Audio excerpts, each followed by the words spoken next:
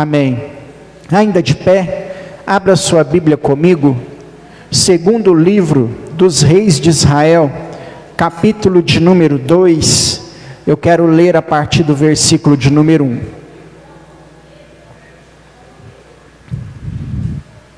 Segundo livro que conta a história dos Reis de Israel, capítulo de número 2, a partir do versículo de número 1.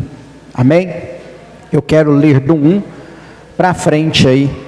Tem 4 palavrinhas nesse texto que serão importantes para nós no decorrer dessa leitura. Amém? Antes de ler, eu já te adianto quais são: Gilgal, Betel, Jericó e Jordão.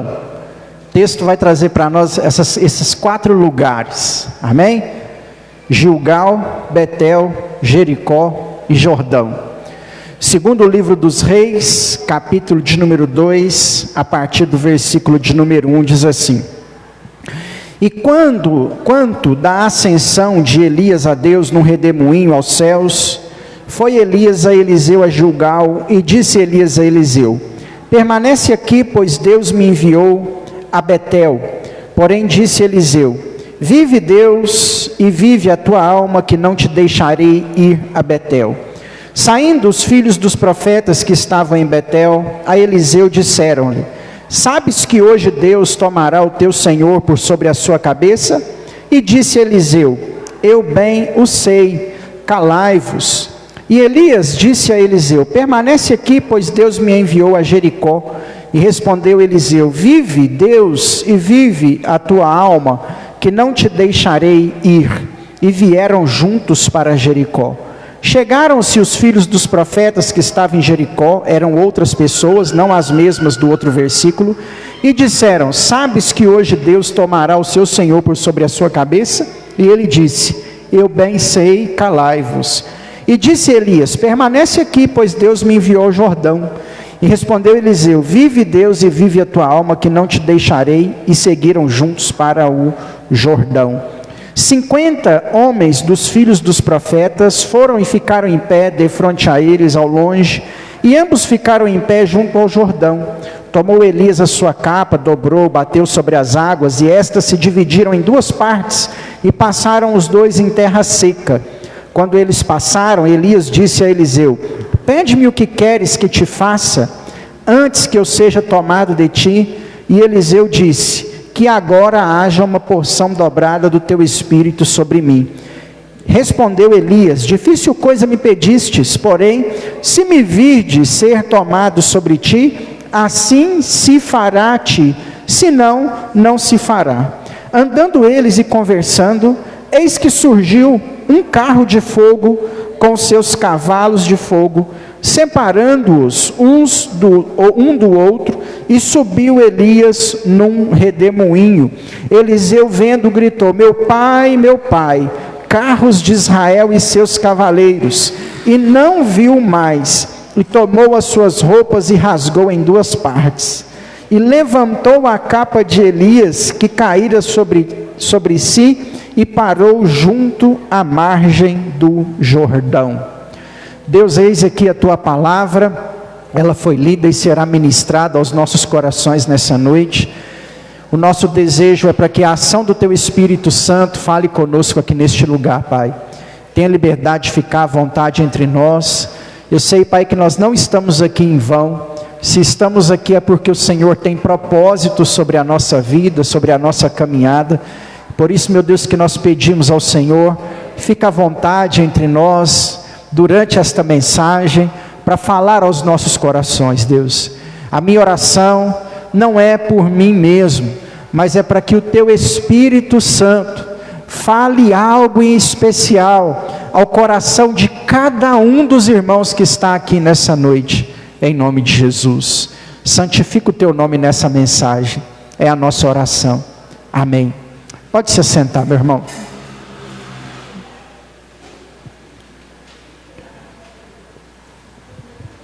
Glória a Deus. Nós temos aqui um momento muito importante daquilo que nós chamamos de ministério profético, né? Na história de Israel. Israel viveu um ministério profético que é ímpar em toda a sua história, né? O período de Elias e Eliseu foi considerado um dos períodos mais marcantes da história de Israel. Esse período de Elias e Eliseu foi um período onde houveram mais sinais, prodígios e acontecimentos sobre a história de Israel. Nunca se viram tantos sinais e maravilhas no Antigo Testamento, depois de Moisés, é claro, como no período de Elias e Eliseu. Foram milagres que aconteceram na Bíblia pela primeira vez, como milagres de ressurreição, não é, do filho da viúva lá, Serepta, milagres de multiplicação, como aconteceu com a farinha da tigela, milagres de multiplicação, como aconteceu com o óleo da botija, né? Milagres de Deus ouvir orações, como de ficar sem chover por 2 anos e meio, milagres aonde o profeta orou para fazer chover, e Deus enviou chuva, mesmo em meio à sequidão, né? Então foi um período que marcou tanto a história de Israel, mas marcou tanto a história de Israel, que quando Jesus chegou pregando o Evangelho e anunciando as boas novas, eles perguntaram para Jesus se por acaso ele era Elias, porque Israel nunca tinha experimentado tantos sinais, a não ser durante o ministério profético de Elias e Eliseu. Um serviu ao outro, né? Elias começa o seu ministério profético sozinho. Em um dado momento de sua caminhada, ele vê a necessidade de um auxiliar, de um ajudante. Então ele passa pela fazenda de Eliseu, que cuidava de gados do seu pai, e chama Eliseu para caminhar junto com ele. Eliseu larga a eira de sua família e sai junto com o profeta, abre mão de tudo para caminhar junto com o profeta Elias, né? E Eliseu participa dos sinais, das maravilhas, da voz de Deus que falava com Elias. Nos principais sinais realizados pelo profeta, Eliseu estava lá acompanhando. Hoje eu quero trazer para os irmãos uma mensagem de vida prática cristã, baseado nesse texto que nós acabamos de ler. E sobre vida prática cristã, desde então eu começo a aprender dentro desse texto, que é extremamente essencial que eu viva milagres de Deus na minha vida. Você precisa viver milagres de Deus na sua vida, na sua casa, na sua família. A gente não gosta muito disso não, mas fala para o irmão que está do seu lado aí, viva milagres de Deus, porque é o que nós precisamos, irmãos. E isso não é um pedido do Antigo Testamento, isso é uma ordem do Novo Testamento, dita também por Jesus, no Evangelho de Marcos, capítulo 15, versículos 15 e 16, que no ide de Jesus, Jesus disse: ide por todo o mundo, pregai o Evangelho a toda criatura, quem crer e for batizado, será salvo, e quem não crer, já está condenado, e estes sinais hão de seguir aqueles que creem, em meu nome expulsarão demônios, falarão novas línguas, pisarão em serpentes e escorpiões, beberão veneno e não lhe causará dano algum, colocarão as mãos sobre enfermos e os curarão. Nós precisamos viver milagres de Deus. Nós não podemos ter como fundamento de fé os milagres, tá? Você não pode firmar a sua fé no milagre, porque Deus vai fazer milagre na sua vida, mas em algum momento Deus não vai fazer milagre na sua vida. Se você estiver servindo a Deus só pelo milagre, o dia que o milagre não acontecer, você vai achar ruim e vai largar o Senhor. Então o milagre não pode ser o nosso fundamento. Um exemplo, nós não podemos fundamentar a igreja sobre milagre, porque em algum momento Deus não vai agir, né? Pelos motivos dele.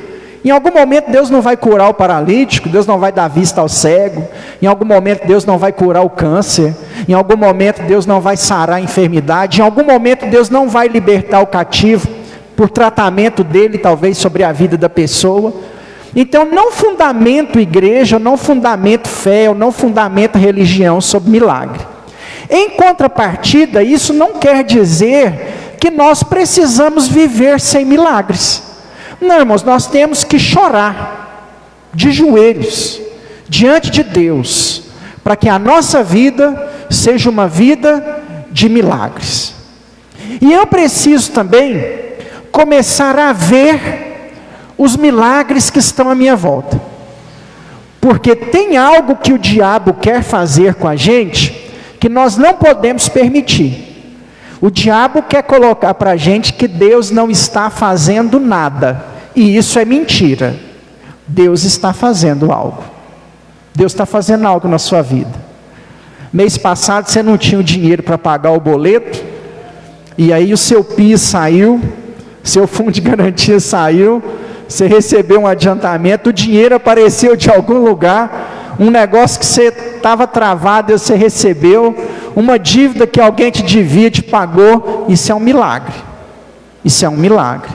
Talvez você estava no desespero, desempregado, talvez você estava sem perspectiva, sem objetivo, e aí Deus abriu uma porta de emprego para você. Talvez a sua causa estava no INSS, travada, embolada, saiu, não é?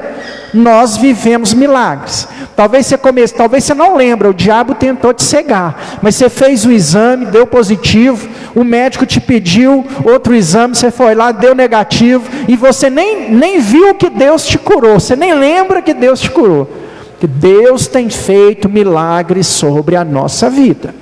Eu posso dizer para você, tenho vivido um milagre a cada mês. Todos os meses Deus mostra para mim que Ele é Deus sobre a minha vida, cuidando e provendo e abençoando, porque de fato eu posso dizer, Deus é o meu sustento, e isso tem sido milagre na minha vida. Então eu preciso ver milagres. A primeira característica do ministério profético aqui que eu quero chamar a sua atenção, é o fato de Eliseu ter visto os milagres, ter estado com Elias, né? Lembra do Marcelo Rezende, aquele que apresentava o Cidade Alerta, se eu não me engano, né? Contava um caso e falava assim, eu estava lá, né? Quando Elias orou para parar de chover, Eliseu estava lá. Quando Elias orou e choveu, Eliseu estava lá. Quando, eu confundi o milagre, eu citei o milagre no profeta errado, mas está valendo. Quando caiu fogo do céu e consumiu o holocausto, Eliseu estava lá. Quando multiplicou a farinha da tigela, Eliseu estava lá. Quando multiplicou o azeite da botija, Eliseu estava lá. Quando o filho da viúva ressuscitou, Eliseu estava lá. Vendo, presenciando os milagres de Deus. Eu não sei se você vai ver um paralítico andar, um surdo ouvir, um cego enxergar, mas eu tenho certeza que você vai ver o milagre da multiplicação de Deus na sua casa. Não sei se você vai ver Deus curando alguém do câncer, mas Deus vai curar essa enfermidadezinha sua que você está enfrentando aí, porque nós precisamos ver milagres de Deus à nossa volta. Porque o milagre inspira a nossa caminhada. Ele não fundamenta, mas ele nos faz continuar acreditando. É um dos motivos seculares, né, posteriores, secundários melhor dizendo, é um dos motivos secundários que Jesus realizava milagre. O motivo primário de Jesus realizar milagre era evangelismo. É o primário. O secundário era fortalecer a fé daqueles que estavam com eles, porque através dos sinais, os discípulos tinham certeza de que ele era um ungido de Deus, o Cristo, o Filho do Deus vivo, e eles sabiam isso através dos sinais. Então eu preciso viver milagres, porque o milagre me inspira.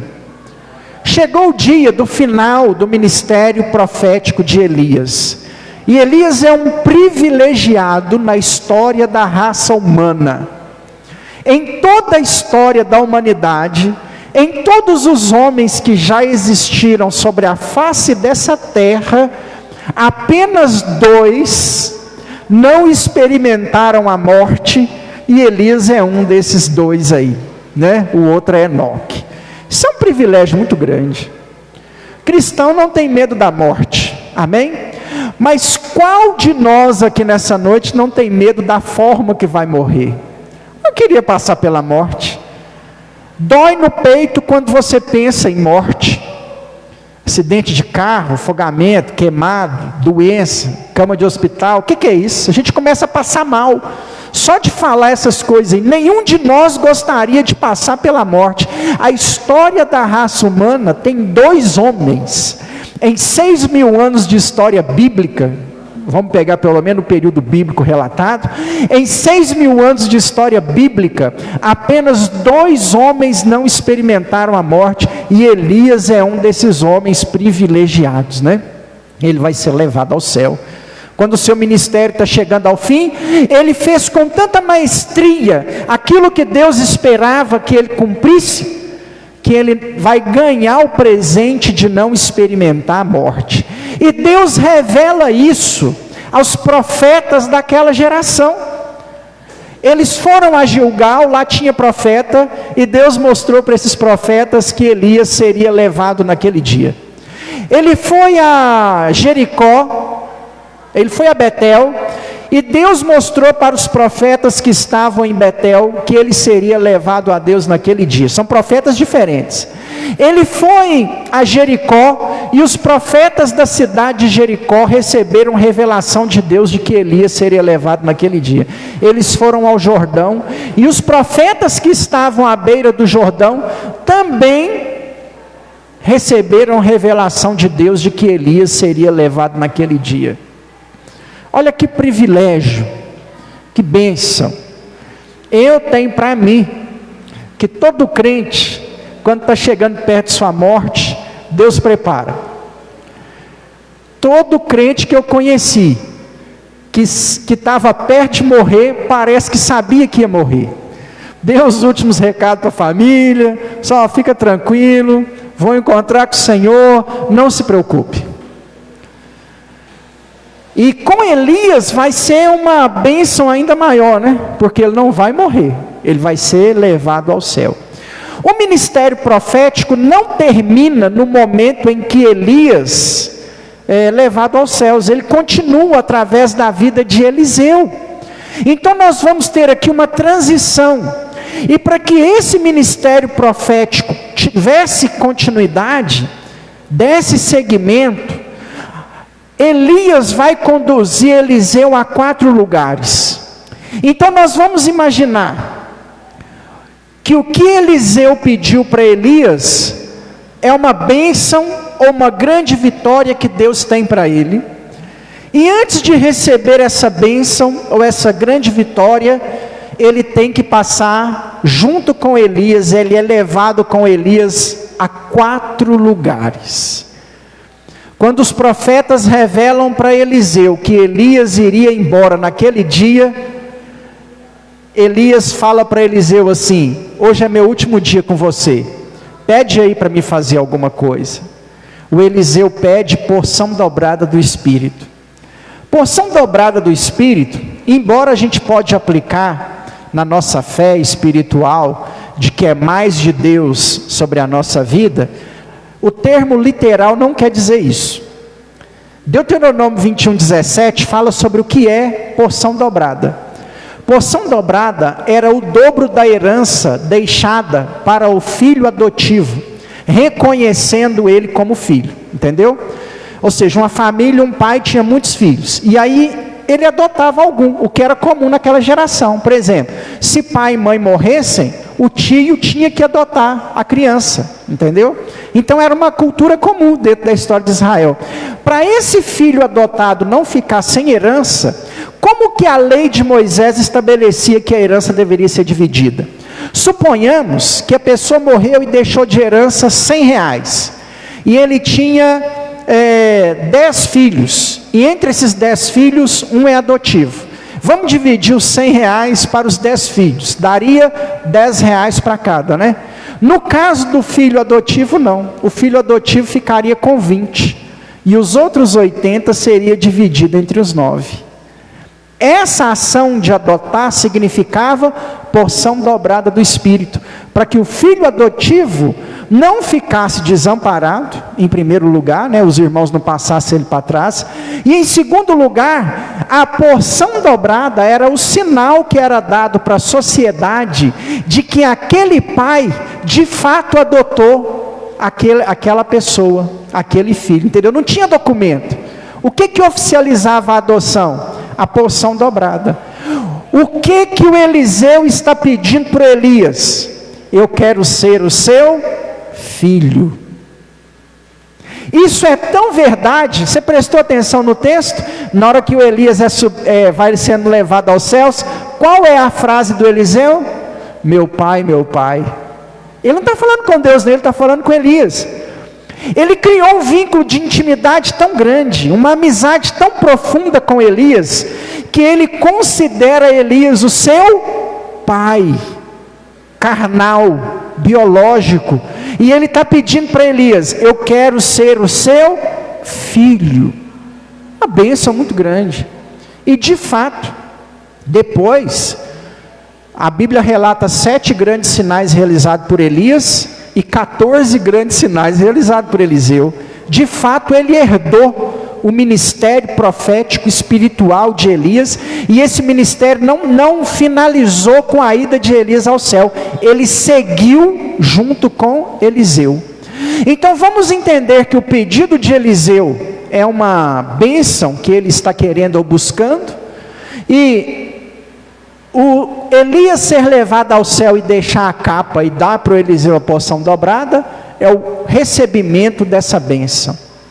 Imaginemos agora nós, nesse contexto, você buscando algo de Deus, você vivendo a sua caminhada cristã com o Pai, você na presença do Senhor, aguardando uma bênção sobre a sua vida. Ou vamos estender melhor esse pano de fundo. Nós aqui nessa terra, como servos de Deus, caminhando em direção ao céu, a encontrar com o Senhor. Seja em busca da sua bênção, da sua vitória, seja caminhando em direção ao céu, Deus vai sempre nos levar a 4 lugares. Como aconteceu com Elias e Eliseu. Se você passar por esses 4 lugares, a bênção de Deus vai te alcançar. Amém? Você recebe isso sobre a sua vida? Vamos passar nesses 4 lugares? Quais são, pastor, os 4 lugares? Primeiro lugar, Gilgal. Gilgal era conhecido por ser uma região com muitas pedras. Pedra significa que não dá para plantar. Pedra significa que não é o lugar para colher nada. Pedras significam que a caminhada é mais difícil. Em alguns momentos na nossa vida, Deus vai nos conduzir a lugares de pedras, a lugar que você planta e não colhe nada, a lugar que parece que tudo que você está plantando é em vão. São os Gilgaus aonde o Senhor nos conduz. A nossa caminhada cristã, ou a espera pela bênção de Deus sobre as nossas vidas, passará por lugares como Gilgal, lugares de dificuldades, lugares onde a caminhada está sendo muito complicada. E talvez você esteja passando por Gilgal nessa noite. Parece que a sua fé está meio perdida. Parece que você está plantando e não está colhendo nada. Parece que as coisas estão dando errado. Você não sente o fervor do Espírito aquecendo o seu coração. Você não sente nada de Deus. Você não consegue ver milagres do Senhor, porque tudo que está à sua volta são pedras e são dificuldades. Tem momento na nossa vida, irmãos, que tudo é difícil. Eu tenho certeza que você já passou por um momento assim. No trabalho é difícil, em casa é difícil, na igreja é difícil, a finança está difícil, a saúde está difícil, parece que tudo vai dando errado e as coisas vão indo de mal a pior. É o Gilgal. O Gilgal costuma ser o vale da sombra da morte. O Gilgal é o dia mau. O Gilgal é a dificuldade. O Gilgal é o problema. Só que tem uma coisa: os profetas viraram para Eliseu e falaram assim: sai fora desse lugar, porque hoje o Senhor vai levar Elias de ti, você não vai ser abençoado. O que o Eliseu fez? Vive o Senhor e vive a minha alma, eu não largarei o profeta, porque o dia da minha bênção chegou. Pastor, o que fazer quando estamos em Gilgal, no dia mau, no vale da sombra da morte, quando tudo vai de mal a pior, quando tudo está ruim? Permaneça no profeta, permaneça em Deus, permaneça no Senhor. Gilgal não é para sempre, é só o primeiro lugar, e ele vai passar. Deus vai libertar seu marido, Deus vai mudar a vida da sua esposa, Deus vai abrir a porta de emprego, Deus vai salvar seu filho. É só um Gilgal, e todo Gilgal é passageiro. Nós estamos falando de 4 lugares, a dificuldade é só a primeira, não tem como sair fora dela, nós vamos passar por ela. Às vezes você vai ter dengue, vai ter gripe, vai ter coronavírus, vai ter chikungunya, Deus repreenda isso aí, que nada disso te alcance, mas é o dia mau. Você vai perder a venda, né? Você não vai fechar o negócio, a venda vai dar errada, o vendedor colega seu vai furar seu olho, vai passar na sua frente, vai tomar aquela comissão, né? Vão falar mal para você do seu gerente, vai dar errado em algum momento, irmãos. Não adianta. Às vezes nós podemos fazer tudo da melhor forma possível, não é por falta de oração, não é por falta de jejum, não é por falta de compromisso, não é por causa de pecado, como aconteceu com Jó. Jó foi levado ao seu momento de Gilgal, e não tinha pecados para que ele fosse conduzido a esse momento, porque é assim. Jesus alertou seus discípulos em João 16:33, no mundo tereis aflições, mas tende bom ânimo, eu venci o mundo. Vinde a mim, Mateus 11:28, vós que estáis cansados e sobrecarregados, porque eu vos aliviarei. Vem para Jesus, é quem está em Gilgal. Entendeu, irmãos? É por isso que Apocalipse 21:8 diz que covarde vai ficar de fora, porque Deus não quer que você desanime em Gilgal. Encara isso aí, minha irmã. Encara esse problema financeiro aí de frente. Ruma um serviço de entregar lanche de noite. Ruma um segundo trabalho. Vira igual o Júlio lá do Todo Mundo Odeia o Cristo. Sua mulher falar assim: meu marido tem 2 empregos, mas Deus vai te dar a graça de sair desse negócio. Nós não podemos parar no Gilgal. Covarde fica de fora. Deus quer guerreiro. Deus quer homens e mulheres semelhantes aos 30 de Davi. O pessoal lá em casa estava lendo a Bíblia essa semana e leram lá sobre os 30 de Davi, né? O camarada agarrava na espada, até a espada colar na mão, mas ele não desistia da batalha. É assim que Deus quer você em Gilgal, porque todo Gilgal é passageiro. Eliseu ficou firme, passou por Gilgal. Elias vai levar ele ao segundo lugar, Betel. Sabe o que é Betel? A palavra é dividida, né? Bet-el significa casa de Deus. Tem esse nome porque tem uma pedra lá erigida por Jacó. A cidade chamava Luz, né? Isso mesmo, a cidade chamava Luz. Jacó tem um encontro com Deus naquele lugar e erege um altar ali e coloca o nome daquele lugar, muda o nome daquele lugar de Luz para Bet-el, porque ali ele viu o Senhor e entendeu que Deus moraria naquele lugar. O que é Betel? A casa de Deus. A casa de Deus. Quando nós falamos sobre a casa de Deus, há um sinônimo que nós precisamos inserir na casa de Deus. Porque nem sempre o texto casa de Deus está se referindo a 4 paredes, mas está se referindo à presença de Deus. Salmo 122, versículo de número 1. Alegrei quando me disseram, vamos à casa do Senhor.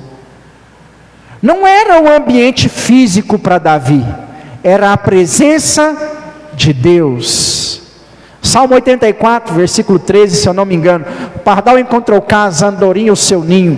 Eu, todavia, encontrei os teus altares. Porque um dia na sua casa vale 1000 em qualquer outro lugar. Quando Davi peca, qual é o medo? Não me lances fora da tua presença e nem retires de mim o teu Espírito Santo. Olha para mim. Quer receber sua vitória? Está caminhando em direção ao céu? Nós precisamos ir à presença de Deus. Corra para a presença de Deus. Hoje na escola dominical nós falamos sobre armas para vencer o inimigo, né? Sabe quais as principais armas para vencer o inimigo e para se achegar à presença de Deus? Oração, Bíblia e jejum. Corra para perto de Deus. Entenda que nem sempre Deus vai te pegar à força, ou Deus vai se apossar de você, porque Deus não apossa ninguém. Isso é coisa do demônio, o demônio que apossa pessoas. Deus não. Se nós não o buscarmos, nós não o receberemos. Se nós não abrirmos a porta, ele não entra. Corra para a presença de Deus, para que a sua vitória venha, para que você alcance o céu. Isso só é possível se você estiver na presença de Deus, e a presença de Deus requer um preço.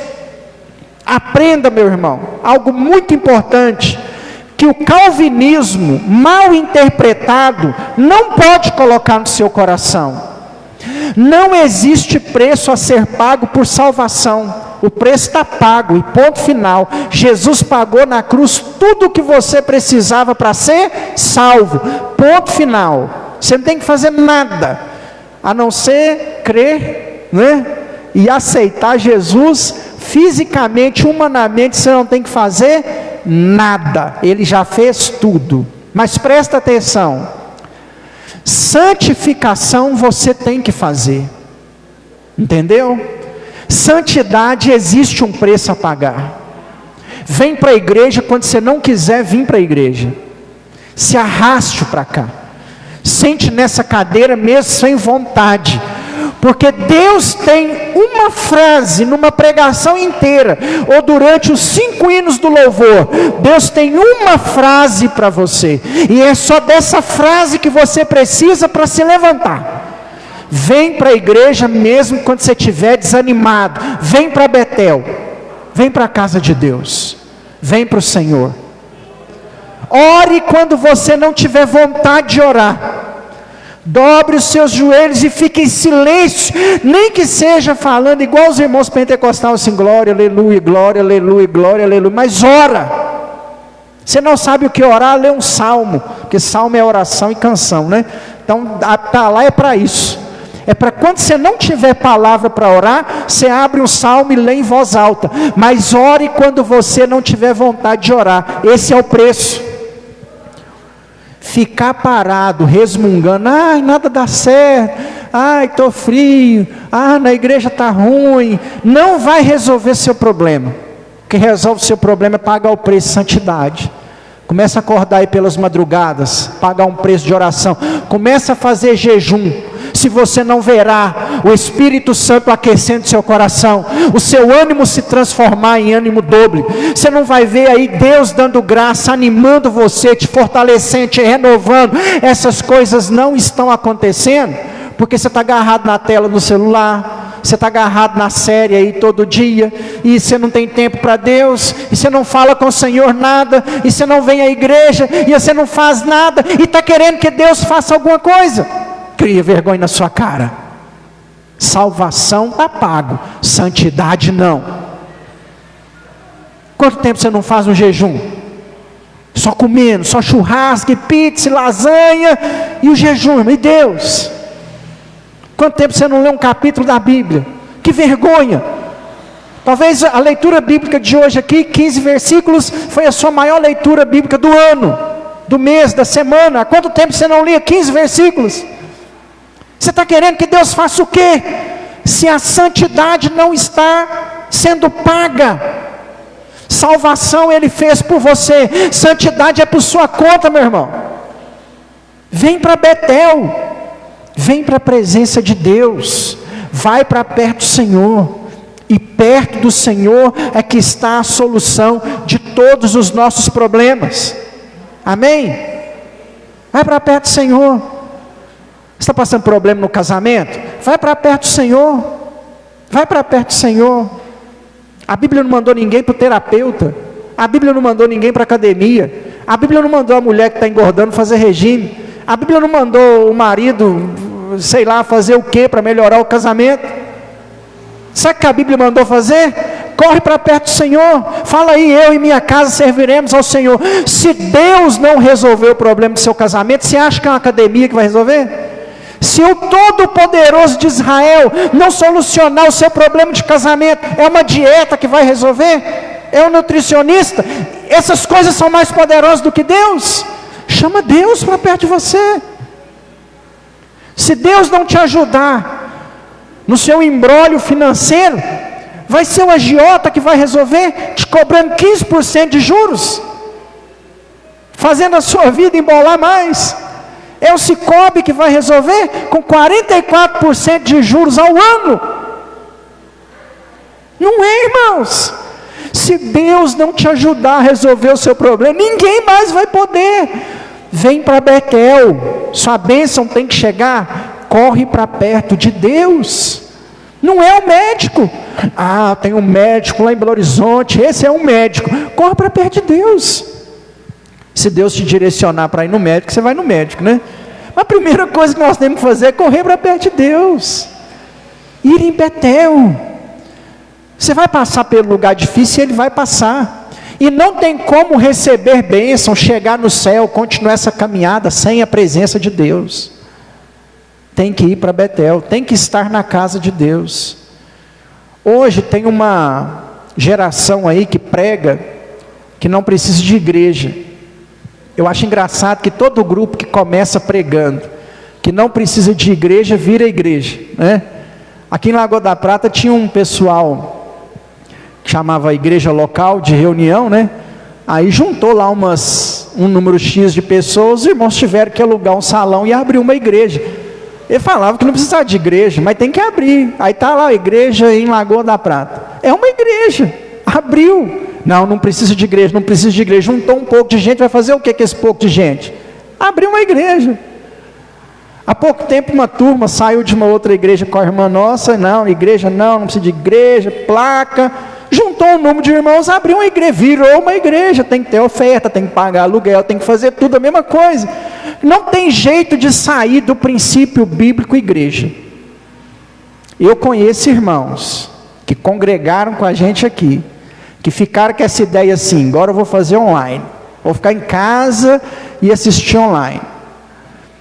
Largou o casamento, está bebendo, vivendo vida promíscua, sinais de salvação eu não vejo. Esse negócio de deixar de ir na igreja não dá certo. Se igreja não fosse para ser frequentada, ela não estaria celebrando quase 2000 anos de existência. Quase 2, né? Porque nós estamos em 2024, o ano 1 é o nascimento de Jesus, né? A igreja abriu depois que Jesus morreu com 33, então a igreja tem 1989 anos, 1991 anos, né? Se igreja não fosse para ser frequentada, o Espírito Santo já tinha fechado isso lá atrás, não ia fechar agora 2000 anos depois não. Vem para a igreja, vem para Betel. Qual é o primeiro sinal de frieza que aparece na nossa caminhada cristã? Quando a gente para de ir na igreja. Você parar de ir na igreja, o coração vai esfriar. A preocupação do pastor com você estar na igreja é só essa. Em qualquer pastor, não é só eu não. Não é o dinheiro, não é a sua oferta, não é o dízimo. Talvez você faça isso sem vir à igreja. Tem um irmão dizimista da igreja que não vem na igreja. Ele vem na igreja só no virada de ano. Na virada de ano ele vem. Mas o dízimo dele vem todo mês, né? Quando a esposa não traz, ele pede para buscar. Mas você não vem na igreja, sua oferta vai chegar do mesmo jeito, porque você sabe do compromisso que você tem com Deus. Não é o dinheiro o problema, irmãos. É a frieza que isso pode causar no seu coração. Está difícil? Aqui é o lugar que você tem que estar. Porque segundo Crônicas 7,15 diz que os olhos de Deus estão abertos e os ouvidos de Deus atentos à oração que é feita aqui dentro. É aqui que nós nos reunimos em mais de 2 ou 3. Com gente pulando, com gente rodando, ou sem gente pulando e sem gente rodando, Deus está aqui. Deus está aqui. Porque Ele disse que onde a igreja se reunisse em mais de 2, Ele estaria. Vem para Betel. Vem para Betel. O segundo lugar, ou o terceiro lugar, perdão, é Jericó. Então Elias levou Eliseu a Gilgal, dificuldade, a casa de Deus, presença de Deus, e agora ele vai levar Eliseu a Jericó. Quando você pensa nessa palavra Jericó, o que te vem à mente? Muralhas caindo, né? A Zena riu, ela pensou igual eu, é isso mesmo, né, Zena? Jericó, muralha caindo. Oi? Isso, Jericó chegou ao fim. Vem com Josué, a musiquinha me ajuda aqui, ó. Vem com Josué lutar em Jericó. Jericó, lutar. Muralhas caindo. Guerra. Além dos momentos de dificuldades, Deus vai te conduzir a momentos de batalhas espirituais. É guerra, irmão. Guerra é diferente de momento difícil. Momento difícil é intempéries, né? Doença, enfermidade, problema financeiro. Batalha é o inimigo se levantando contra, para fazer você cair. E nós seremos levados a momentos de batalha. E precisamos estar prontos. Então se revista da armadura de Deus em Efésios 6, a partir do 10. Porque nós enfrentaremos verdadeiras batalhas espirituais. O inimigo quer te ver para baixo, e ele vai tentar fazer você cair, mas você precisa guerrear, lutar, para que a sua casa, para que a sua família permaneça de pé. Você precisa guerrear. Vem com Josué lutar em Jericó então. Jericó é lugar de batalha, irmãos. Nós vamos ter que batalhar em oração, batalhar em jejum, batalhar contra o inimigo.